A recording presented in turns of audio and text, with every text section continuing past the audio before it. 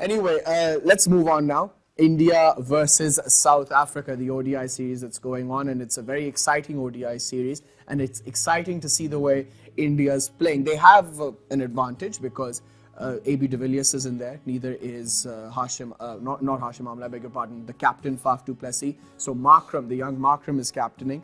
India are 2-0 up in the series, and they've got, well, we all know that they have a wonderful batting lineup. They've got, but most importantly, Colonel Noshad, they've got a very good bowling attack, a very balanced bowling attack, particularly, and it's their spinners that are causing the most problems. They're the ones that have South Africa in trouble, and that's why they're 2-0 up in the series.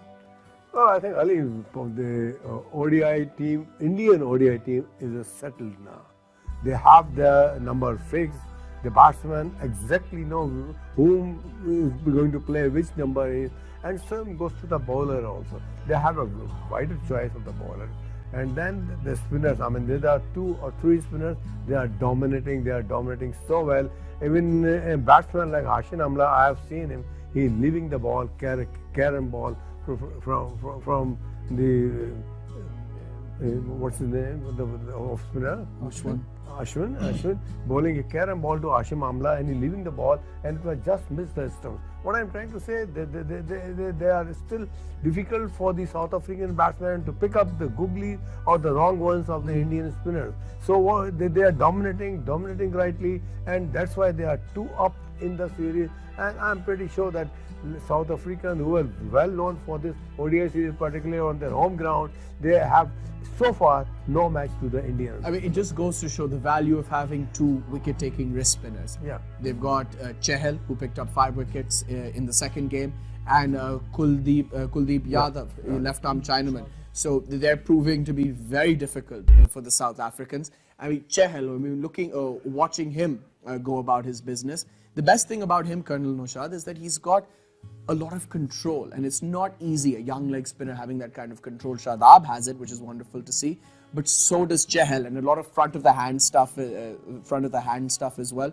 So not only is he taking wickets, he's difficult to get away. I think he's a shrewd spinner. He watches the batsman till the last moment, and then he varies the length accordingly.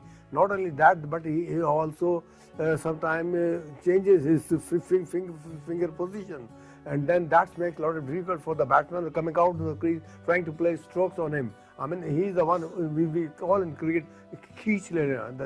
He is very, very good in that. And he reads the batsman, and not only that, he varies his length, but also sometimes his top spin is difficult to pick as compared to the leg spin, which is going quite away from the bat. And then Kuldeep Yadav, West left-arm Chinaman bowlers are always difficult to pick, especially early on. He bowled very well against the Australians, and now he's doing tremendous work here.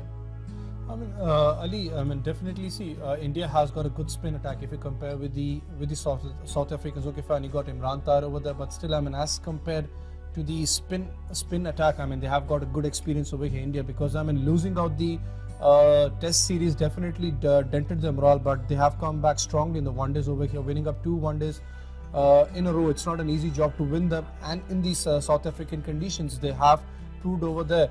Still, I mean, South Africa has got the tendency to bounce back over here, but if you compare the even the bowling lineup of India, they have troubled South African batsmen a lot, and when you don't have the big names with you, du Plessis and AB de Villiers, definitely that's going to be denting a lot over here. Okay, fine. The young captain for South Africa, who's a good, I would say, who's a good captain for the future for South Africa. He can be a good one, but you need someone like du Plessis, who has been with South Africa from so long time. AB de Villiers, who can stand over there, who's a freak, who can just turn around the game over here. And they need to play attacking cricket, I would say, again over here. They don't need to be afraid against the spin over here, because Hashim Amla is a good one, but he hasn't been I would say more confident against the spin department, against the Indian spinners. He needs to be more confident over here. And they've got some really good fast bowlers, don't they, West, the Indians. I mean, Bhuvneshwar Kumar is improving day by day. He was brilliant in the Test series, and in the one days. He's also extremely threatening. They've got Bumrah as well, who's also improving day by day. He's quick and he's a marvelous death bowler. Is Jasprit Bumrah and the all-rounder Hardik Pandya. One thing, I mean, if you just go not much years, I would say, if you just go 5 to 7 years back, I mean, it was really surprising to watch Indian fast bowlers even bowling till 140, I would say, kilometers per hour. But now, if you just leave this international team, if you just watch the under-19, Khalil Saab, even you have watched the matches, the youngster, I forgot his name, the right-arm fast bowler, he's almost 140, 144 clicks, and he's just 17 years of age, Khalil Saab still. The youngsters, so they have got pace battery coming up, and that's a good sign, I would say. It's a good sign for the Indian team, I mean, because in the future you need someone. Line length is something else, but you need a tearaway quick in the bowling lineup too. And if you just watch this Indian team, you have got Bumrah with a good depth over bowler with pace, I would say. Then you got your fast bowlers coming up. Even Shami, he's good. He's 140, 144 clicks. That's a good sign for the Indian fast bowling lineup. There's no doubt. There's a lot of variety but also, in that attack. One thing more. His bowling spin, he's well ascertained, but he's the one taking under Virat. And he gives the spinners a lot of advice. I mean, there's this little sort of clip on Cricinfo where he's advising the spinners, telling them to bowl faster, sometimes bowl a little slower, telling them to bowl a little fuller. So yeah, I'm sure it helps Virat Kohli that he's got the former captain in MS Dhoni, who's got a marvelous cricketing brain helping him out. And then of course India's batsmen. I mean, they lost an early wicket. Virat Kohli comes out there and he joined Shikhar Dhawan, and they put on 100 runs in very quick time. It just goes to show that they're not afraid of getting out. Although they lost an early wicket, they maintained their positivity. They continued to, they wanted to attack the South Africans. They didn't go into their shell. They attacked them and got the South Africans on the back foot. What does it indicate? It indicates that the Indian batting lineup is not dependent on one or two batsmen only. They have the batting match winner right from number 1 to number 7. Anybody could come up and play an inning scoring more than 150 average. And then I'm sure that Virat Kohli, who has come back to his old form after being missing few matches because of private reasons, but certainly now if you look at the Indian batting, that's marvelous. I mean, they're doing extremely well. Not right from number 1 to number 6, they're all scoring, and they looks to be scoring in the future as well. We all know about how great Virat Kohli is. He played brilliantly in the first game, making a match-winning 100. He's by far the best chaser in the one-day game, probably the best we've ever seen. I feel that we don't spend enough time talking about Shikhar Dhawan. Shikhar Dhawan, the one-day batsman.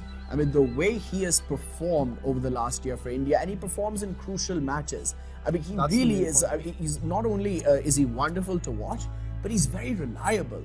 I mean, Shikhar Dhawan is kind of a batsman in the Indian team, I mean, who does not, I would say, does not make a big name. But he's a batsman. Why the Indians and the MS Dhoni, Virat Kohli rely on him much is that he's kind of a batsman when you need him in a big match, and he performs for you in the pressure situation, I would say. You can watch out in the Champions Trophy too. I mean, okay, fine, Mohammad Amir came up in the finals, he took up his wicket, but he was going strong against Pakistan. He performed superbly in the Champions Trophy. I remember even in the last Champions Trophy, he was super performer for India. He's got that tendency. He has been consistently performing in the opening slot, because see, what we lack in the Pakistan opening slot is that we don't have. You need to rotate the strike. You need to maintain your strike rate over here, and the Indians are doing superb job over here. Rohit Sharma, Shikhar Dhawan, they are one of the batsmen who can go for runs. I mean, who can quick fire 10 overs, 120, 130 runs. So Shikhar Dhawan is one of the batsmen who can stand over there, who knows how to build up the innings, who knows how to go after the bowlers. Right. Let's move on to our third topic, the Trans-Tasman series. It's the first of its kind, I think. The Australians love innovating and creating new things, and the Australians are looking very good. They beat New Zealand in the first game. Billy Stanley got in there early and picked up 2 wickets. He bowls at 150 clicks consistently, does Billy Stanley, and he's 6'7", something ridiculous like that. Then they come up against England. England got off to a wonderful start. They restricted them, especially Ashton Agar, and then Maxwell picked up 3 wickets. And then when the Australians came out to bat, they lost 2 early wickets in walked Glenn Maxwell and played arguably one of the best T20 innings we've ever seen. He scored 100 on the last ball. They were chasing 155. And really, I mean, the kind of talent that Maxwell has, I mean, that was never in doubt, his talent. I mean, he was dropped by the Australians in the 50-over game because of his inconsistency. But just watching him go about his business today, the way he manages to find the gaps and generate so much timing is quite remarkable. As if you watch him, I mean, he's very, very quick on his feet. I mean, he can read the bowler a little bit earlier than other batsmen. Initially he came as a bowler, but the way he converted into a batsman and then commanded as a batsman, he is a world-class batsman now. And with his captaincy, with his caliber, I mean, he is one of those cricketers Australians will remember him long time. And as far as the triangular series is concerned, I think it's a total domination of the Australians, and they will continue to do so. Although they have New Zealand is a good side for the T20, so is England, but on their own conditions, own pitches, I think it is going to be dominated by Australians. Probably they will be the champion. The reason why I feel that Maxwell was dropped, I think first from the Test side, then the one-day side, was yes, it was because of his inconsistency, but it's because the Australians genuinely believe that this guy has so much to offer. And if he gets his act right and he's consistent, he could be one of the greats of the game, because the kind of talent that he has over us it's ridiculous. It's not right. I mean, the innings that he played today, I mean, there was one shot he played of Chris Jordan. It was a Yorker. It was a Yorker, man. And he opened the face of the bat and it rocketed to the boundary. The way he did it, absolutely incredible. On the offside. Ali, I think so. You and Colonel Saab might disagree with me, but he's kind of a character what Umar Akmal is. But he's inconsistent, I would say, again, with this run scoring machine. I rate Umar Akmal a lot, but unfortunately he has been inconsistent with his run scoring and with his behavior. But Maxwell, one kind of a batsman. I mean, see, in the T20 you need someone in the middle order, especially I would say, who can turn the table around over here, and he has done superbly for the Australians. One thing I would just talk about Australia is that they have got strong shield cricket, they have got strong domestic cricket. You have got the 6-footer coming up, the quick 150 kilometers per hour bowler. That means they have got a bunch of fast bowlers coming up. Right.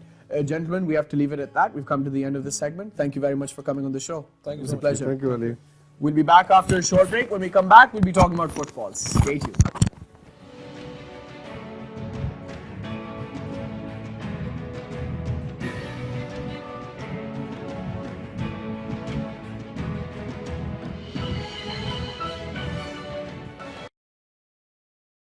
मज़ीद videos और updates के लिए अभी subscribe के button को click करें। देखते रहिए जियो।